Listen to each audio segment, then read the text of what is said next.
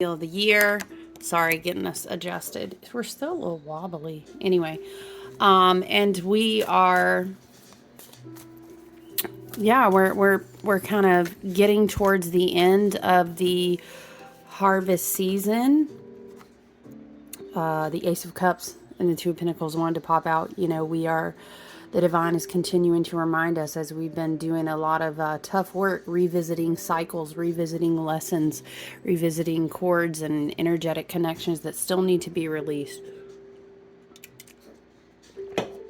Ace of Cups to me is a huge, you are unconditionally loved, supported by the divine. And I want to say in this season of the year, also your ancestors, spirit is continuously with you at all times while you're doing this work that feels really hard. You're evaluating, where should my energy go? How should I align my priorities? And that this is a good summary of the work that we've been doing through a lot of this retrograde energy. And then, how we've been supported while we've been doing the work. So I think that spirit just wanting to pop out, your ancestors especially, wanting to pop out and say, hey, you guys, we're with you. The farther that we move toward the end of the wheel of the year, on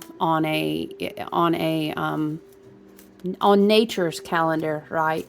We are winding down toward the ending of the cyclical year.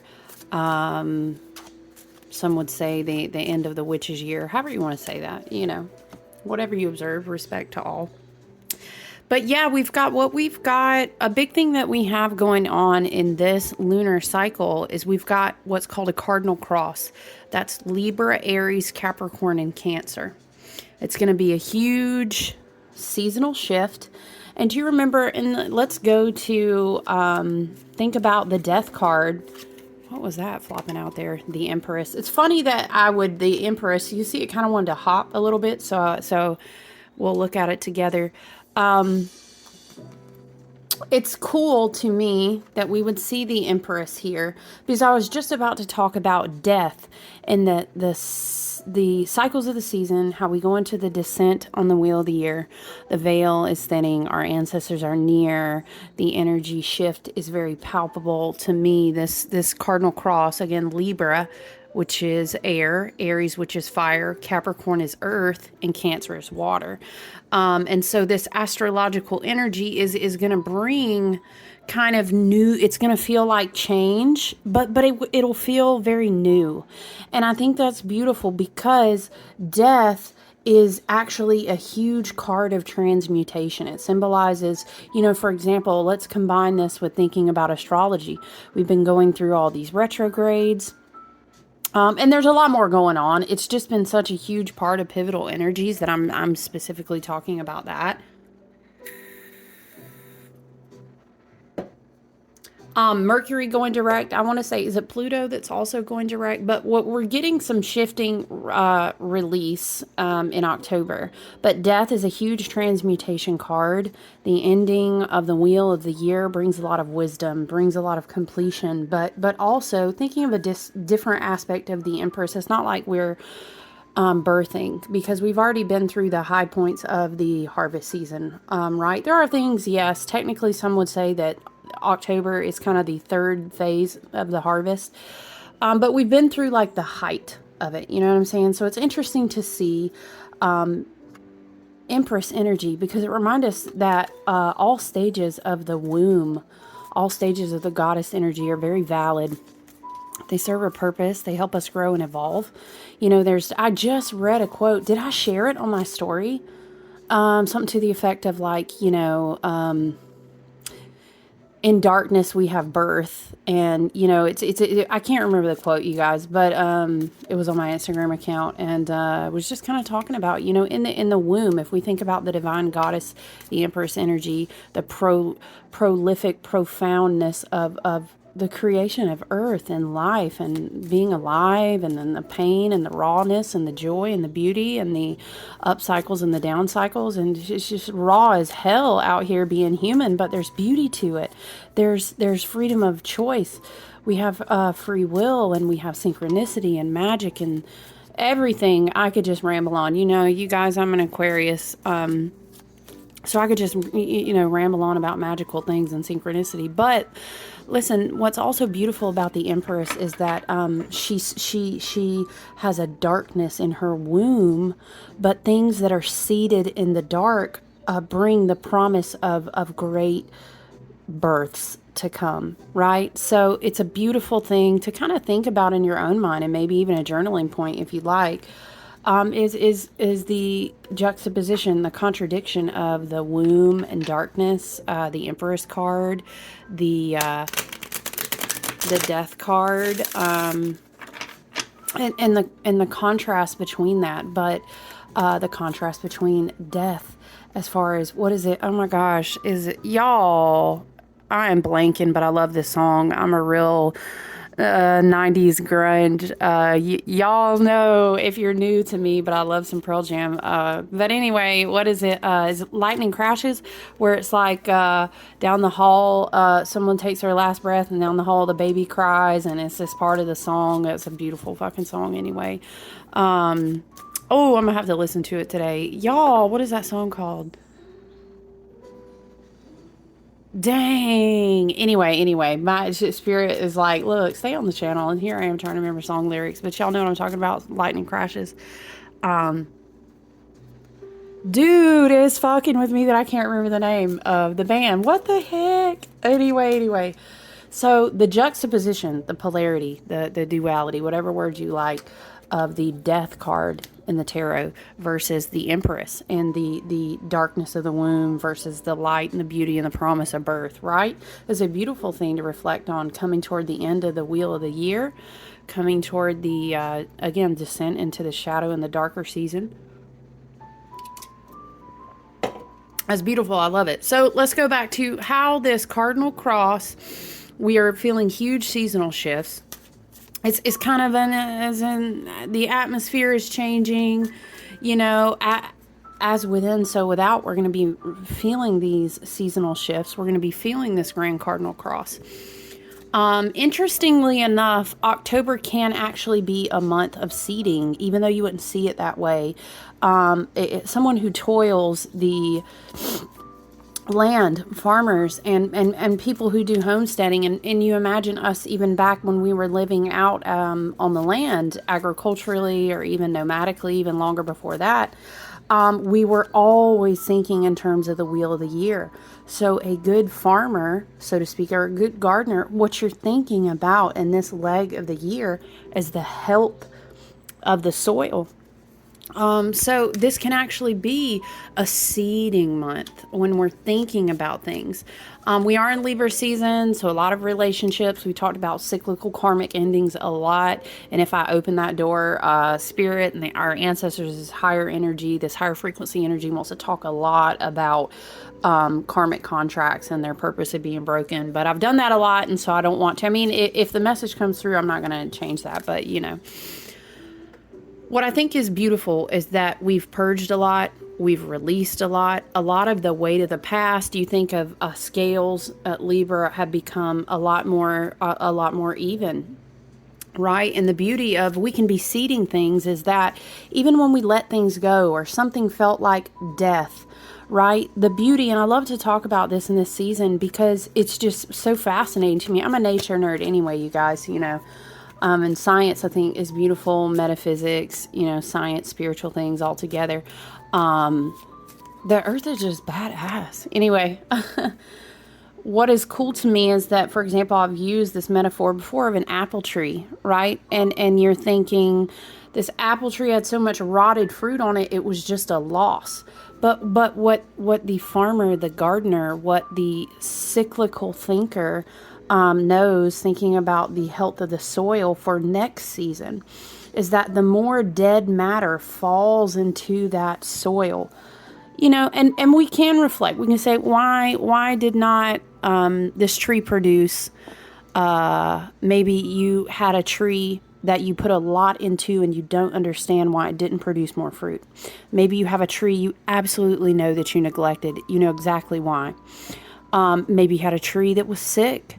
Maybe you had fruit, a beautiful tree, wonderful effort, lovely health, but you just, there were worms in the fruit. But the beautiful thing, and you can reflect on all of those things, right? That's the point of this season. And we've been doing that, and we're going to come out of a lot of this retrograde energy. There will still be a good bit of retrograde energy, but we're going to get some relief in October, and it's going to help us transmute and integrate the wisdom, the pain, some of the endings, relationship-wise especially, that we've went through. But we can reflect individually on each of those trees, right? Makes me think of the parable where, Jesus is speaking on the farmer throwing the seeds, right? Very similar. But what I'm saying here is that regardless, any dead fruit or any dead organic matter goes into the soil, makes it more healthy. And that's the beauty. That's the beauty of the cycle. And if you think about that as a metaphor in October, as a metaphor with the Death card, with the Empress card, is that... we are soil, and it depends on how we nurture as to what fruit we put out, what we seed within ourselves, and things that die, things that had to be released, that had to be purged, that had to be let go. And maybe we did not make these choices because sometimes, our ancestors are going to intercede, our higher frequency vibrating guides, however you look at that, the God and Goddess, the divine spirit that runs through all things. This energy will intercede because it knows better. We're going to have endings that we don't understand are a blessing now, but we will see that they nurtured the soil, which means once the pain, the suffering, the endings, the sacrifices, whatever's perceived as hurtful, as a loss, as a wound, made us grow in wisdom, right? So that is nurturing you as soil. Therefore, seeds that are planted in you in the future will grow and produce fruit even more so and more better. And divine timing. There's a list of things we could say, well, what's the result of the dead things making my soil more healthy, and we could list a lot of those things and reflect on those as well. So I think it is beautiful to consider new beginnings in that way for this month, because normally you wouldn't think October is going to bring a lot of new beginnings, but there is a way to reflect on that. It's a renewal in the way that a lot of this purging, a lot of this karmic cyclical ending, Saturn retrograde in Aquarius, and lots of things that Saturn helps us with. Saturn being the Lord of karma and time, So we've had a lot of releasing. And now in Libra season, I just feel like we're going to relate to things in a very refreshing, more refocused way. And our intentions are going to feel more clear, more mindful. We will still feel, I think, very reflective. We will still be realigning. But I think it's just going to be like an energy of refreshment to that. I'm just scrolling down. I have my chart pulled up over here. So I feel like, I did another video. This was last week. We were kind of talking about how Libra and this moon cycle, we're kind of thinking a lot about relationships, relating to people, partnering with people. But I will say Venus is moving with the sun, and Venus is kind of in a really positive aspected place. Is going to kind of unfurl throughout the week. So I think now we're going to we've been working on self-love. We've been working on our values. We had that Venus in Virgo, and we talked a lot about that. I feel like we're going to, again, it's going to be a refreshing thing as far as how we respect ourselves, how we become refreshed, ew, mental picture, how we become refreshed and how we relate to people, and focus on that in a new way. We've got first quarter moon going on, which is actually squaring, Sun and Libra and Venus doing a little pivotal thing. It's going to kind of be interesting as a cycle throughout the month, with the square with Libra and the Sun and Venus. It's, again, a newness. It's refreshing. We're changing how we relate to people. We are changing our intentions. And this is going to work better if you've been doing the shadow work with these retrograde planets. Okay, we don't want to try to take this perspective. This is a message I feel like this is what Spirit is saying. Don't try to take this energy and put it back into something toxic, something that was hurting you, something you knew was very karmic. It taught you the lesson. You got what you needed, and you were supposed to end it, purge it, release it, let it go. It is not going to be very healthy, and it will not go good, and you will initiate a whole new cycle of lessons if you try to take this newness. You know what I'm saying? You can't try to put this energy on your face like lipstick. Go back and look. Y'all know, have you ever seen that meme where the person is doing a tarot reading, and it's like the little girl keeps putting on different wigs and going back and sitting at the table talking about asking the same question? Don't do that. That's not what this energy is about. It's about, we've done the shadow work. We've done the healing. We have cut the cords as our spirit, our ancestors, our guides, our higher self and higher vibration has led us to release, purge, let go of the way we relate to things, our people in our lives, relationships in our lives, things we contract with in partnership with. You can see another video to hear more about that. So if we've done that work, I feel like Venus and Libra is going to be bringing us new connections, new people to relate with, new partnerships, new energy to partner with and contract with. And this could be at work. Creative projects does not have to be just relationships, but how we relate to people. It doesn't mean that it's just romantic. It could be family members. It could be friends. It could be things in regards to work. You know, it could be, take it as you will. What do we, oh yeah. And so this weekend we're going to be building up towards, the full moon in Aries. Aries, you know, cardinal fire sign. I feel like we're going to have expansive energy. We're going to kind of, again, we're juicing the rest of the marrow out of the very, very endings of the harvest season. Now, I would say if you're trying to work with the wheel of the year, if you're trying to flow with the energy of the planets, it's not like I'm going to birth a whole new business plan, or I'm just going to redo everything. That may not be, productive for you.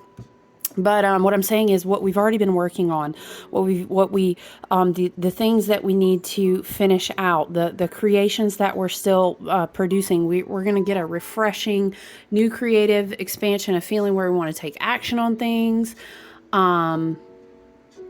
You got to be careful. Aries can get a little overboard, a little too egoic, a little ruled by Mars. A lot of fire. Sometimes we swing the wrong way with that.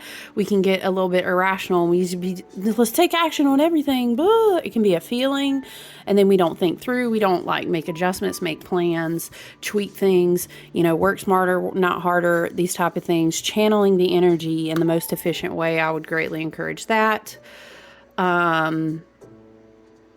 I would say as well, be careful with an Aries full moon, especially going into the descent season. It's going to be an interesting snap, because we're going to feel good. We're going to feel refreshed. Some of these planets are going to come back out of being in retrograde. We're going to, we're going to be feeling that in the Aries full moons, kind of gas me up type vibes. So we need to practice balance and stay grounded, because sometimes everyone's not going to be on the same level of frequency and the same level of alignment and accountability and integrity, etc. We have energies that are still lower frequency because we're all in different places. Evolving on our path. So an Aries full moon can get very ego heavy. It can feel a little bit confrontational. And again, we're in Libra season. So we may feel a lot of this in relationships with friends, with family members, with coworkers, with people we do business, share creative projects with, live with, whatever. So let's be balanced. Let's not get too ego heavy, get too gas me. I keep hearing gas me up, in my head. So especially if you're a fire sign. I have a Leo rising, so I can feel that. I think my Aquarius sun and moon helps. Sometimes it doesn't though. Sometimes it's like a lot of fuel gets blown into the fire, so I can relate with the fire signs. What else? Oh, this is interesting too. I'm going to mention it because we're at like 20 minutes. Wait, what cards came out while we were showing? Oh, look, the Empress again. Look at that. We were just talking about the beauty of the void of darkness in the womb and seeds of creation, how this can even be going on in the descent of the wheel of the year. Now, we also have the Eight of Swords. So I think I'm taking the beautiful side that I see of a lot of, well, you know what, we can go in that if we can see, you know, we're talking about darkness of the womb and the prolific creation and how out of darkness comes creation initially. And you think of benign, the sea of the womb of the earth. And, you know, I'm going to go science nerdy on you here. What came first, the chicken or the egg? You know, but the ocean is where a lot of the things came up to kind of give a brewing pot to all life. And then the sun stews the pot. So I'm speaking on the metaphor, you know, of everything birthing from darkness initially. So that's another beautiful dualistic side of the Empress to consider in this time of the year. But the Eight of Swords is tricky because look at her with me. Okay? The Eight of Swords, she is not blocked by the swords. She's really not. I mean, honestly, you could say, well, can she back up? Honestly, she could just step over them. She can move forward. She has the water of her motions, her intuition, her divine feminine to always guide her, even when she's blindfolded. So we have another water reference here and a darkness reference, that even in the dark, if we trust ourselves, if we trust everything that we've learned as we've had a little bit of hermiting time, we've been in these retrograde planets, we've evaluated a lot of things that need to be purged and let go, we can shake these bonds off if we haven't already. This is the work we already should have been doing, so that now we can move toward this grand Cardinal Cross energy as the embodiment of understanding the power of a darker side of the feminine, and how a lot of birth and beauty and wisdom still comes from that. If we've already been doing that work, we should be able to walk forward. We should be pulling that blindfold off now and evolving, right? But on the lower frequency, on maybe more of a shadow side, we are still choosing to stay blinded. And again, spirit, the astrology, a lot of things are just reiterating that you know, this is happening in relationships and how we relate to people a lot. So we don't want to keep choosing to stay blinded in an energy of fear and anxiety. We want to pull off the blindfold, evolve into the Empress, and understand that when we know that we deserve better, that we're worth better, that we're meant for better, that the universe always conspires to bless us and elevate us, because that is the point of kind of being on the Academy Earth, right? Then we know that we can evolve into better. And we want to be pulling that off. We don't want to be accepting and staying in that mindset of anxiety, of fear, of repeating the same karmic lessons, the same characters showing up in the same storyline, because we don't choose that we don't understand our worth. We haven't been doing our shadow work to evolve and know that we deserve to. We vibrate higher when we know that's where we belong, because we deserve that. And then we'll start pulling things in that match that frequency, right? But if not, we're going to keep falling back into the trap of repeating those karmic cycles instead of evolving. What else, though? What else? Okay, so there will be interesting things happening with Mars and Neptune. Very interesting, big alignments. And it's going to kind of ripple out for months, even on into the spring. It's just very interesting. I don't want to go too astrology heavy and talking about these alignments. Mars being very fiery, egoic, divine masculine. Neptune being very watery, occultism, you know, spirituality, what is hidden, the divine feminine, your intuition, psychic abilities, things like this. Is very interesting how these are going to kind of square, and it can be chaotic, but it can fuel magic. It reminds me of like lighting a fire under a cauldron and kind of seeing what magic bubbles up.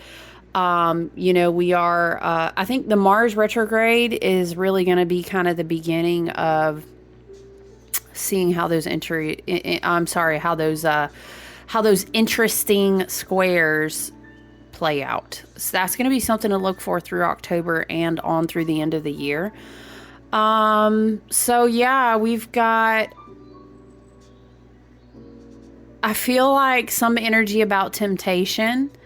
That's a very tricky thing, is that like when you pass a test, karmically I'm speaking, especially in relationships, spirit, your ancestors, your higher self, and your guides and all these things are going to kind of toss some things to see how, if you've really integrated the knowledge and the wisdom and the values of self-worth and what you deserve, to see if you're ready to hold the next level of frequency that you've been promised, that's your inheritance, that's your next blessing. So I think I'm hearing, I'm feeling temptation, upholding energetic boundaries. We need to have a lot of integrity, rooted and grounded in an open heart space and doing our work. The new things that we've learned, the new people that we're calling into our life, the new version of ourselves that we're seeding. Remember, we need to become very rooted in that. And please, I'm just, again, repetitively hearing like temptations, energetic boundaries. So let's withhold that. And let's not keep rolling back to this Eight of Swords energy. We're evolving forward. So yeah, interesting to watch Mars and Neptune, what they're going to be doing over the next couple months. We have the Hangman. The Hangman is a beautiful card of release, of acceptance. We were just talking about earlier about everything that we purged, what we've been letting go. One thing I think is beautiful as a perspective, especially coming out of such heavy retrograde energy, is that sometimes we walk a higher path of resonance when we're evolving, when we're doing shadow work, when we're integrating, and we're on this spiritual journey, this awakening journey, which doesn't have a magical end. It's always evolving.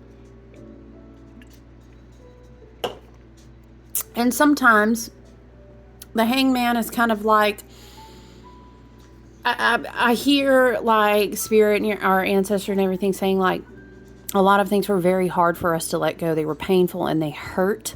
But we knew, that's like, I've said this before, it's like going to the gym and knowing you literally, do you know when you're working out, especially when you're like lifting weights, if you're weight training, for example, it's not to be at the gym. It's like if you're doing yoga, if you're doing whatever, muscles literally are dying, being broken apart, being ripped down, tissues are, and then re-healing to become stronger, and build more muscle tissue. So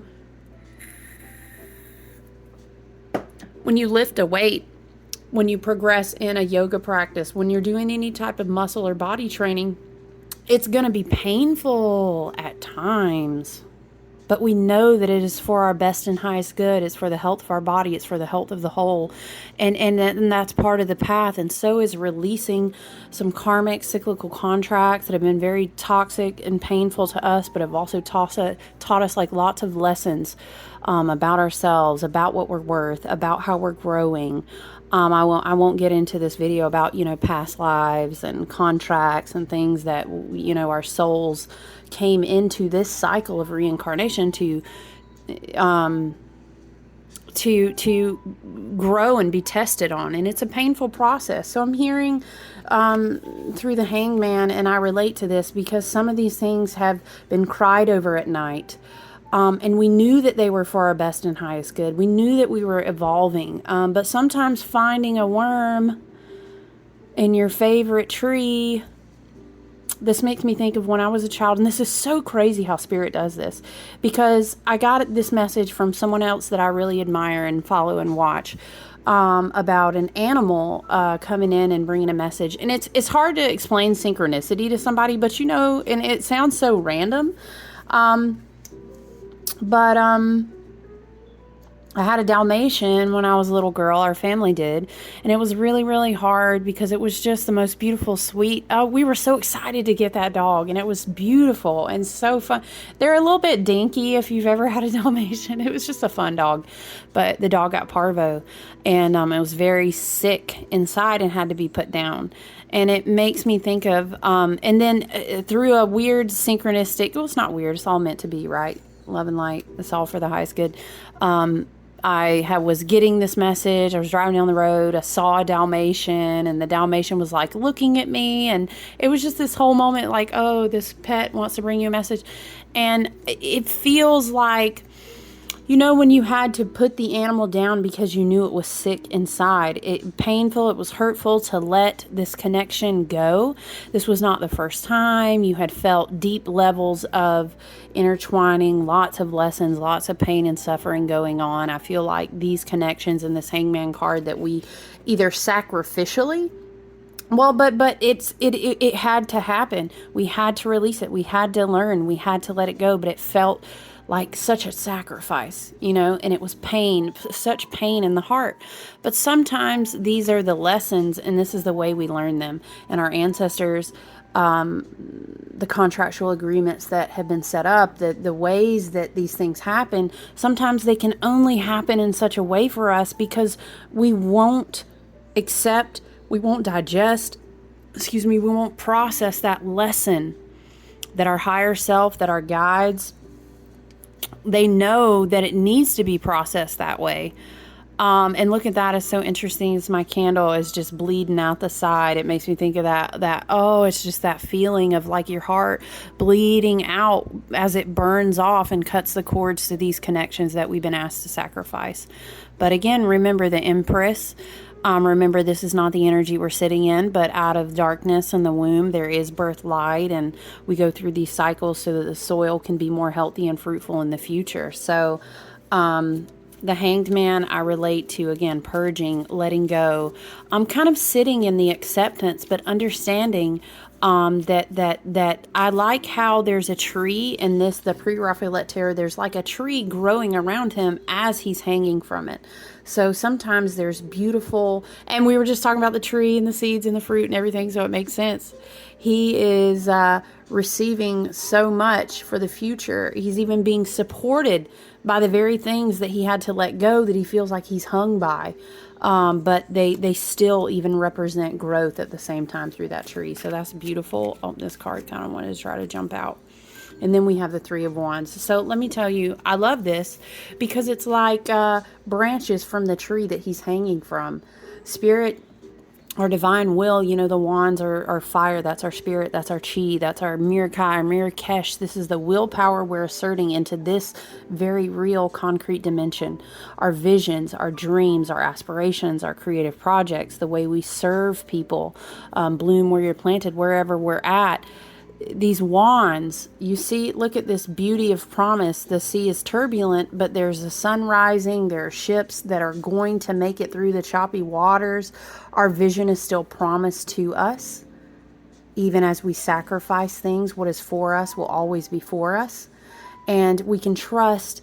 And I always tell people when I read tarot and when I work with people is that you are, I am that I am. We are the universe is us, dancing in form at all times. Spirit on the highest frequency possible, as we continue to do shadow work and try to evolve, wants us to have the best, most beautiful things, wants us to have wealth in all things, not just money, by the way. Wealth comes in a lot of different ways, and health and family and abundance and beauty and so many things. So if you have the dream in your heart, if you have the goal in your heart, if you have the creative project in your heart, the adventure, the travel, the new version of yourself, whatever it is, it's there for a reason because you are the divine dancing in form. So don't doubt that. But also understand on the path that Spirit, our ancestors, our higher guides are leading us to be renewed versions of ourselves all the time. Through these very cyclical patterns. Sometimes, I know, trust me, oh my gosh, it gets tough. But what we can do in wisdom, while we are hanging is practice peace and acceptance. So we understand that our higher self, our spirits, our ancestors, our guides see they see the panoramic. We could not digest, and some of us as who work with divination tools, who work with the tarot, who channel messages, and this is our calling in this lifetime. Sometimes we get glimpses of things, but even we can't even necessarily digest it on a quick enough, frequency and the speed and everything. We can't even digest it a certain way. In spirit and your higher self, your ancestors, your guides that lead you, and all the different realms and energetic frequencies. They want you to know that they understand that even though you feel like you're hanging, the very thing that you feel like has hung you upside down, has flipped everything in your perspective, maybe in pain and suffering, or maybe you are at a place where you're already at peace with it. It was a tree for your growth the whole time, and now you will have these wands. Your vision will still be promised to you. The things that you sought after will still be there for you, and you will always be guided. So so the Hangman is about peace and acceptance as well, so that we can progress to where we can hold our wands once more and trust that the journey is going to move us ahead to the next cycle. I love you guys. It's always therapeutic. It's peaceful. It's grounding. It's very nourishing to my spirit to spend time with you guys, to sit with the cards, to sit with the astrology and just chat with you. And I hope it gives you, I do know that it gives you everything that you need to hear and just the perfect timing. And I always trust that, it's for our best good and our highest evolution. I'm feeling a lot of the same energies that you guys are feeling as well. So I hope all the tools, the tarot, all the things, and the time just spent together, serve your best and highest good. I hope you enjoy the rest of your week. Stay grounded, get out into nature, be mindful of all the ways that you are abundant, that you're blessed, that you are wealthy. And I love you guys. I hope you enjoy the rest of your week.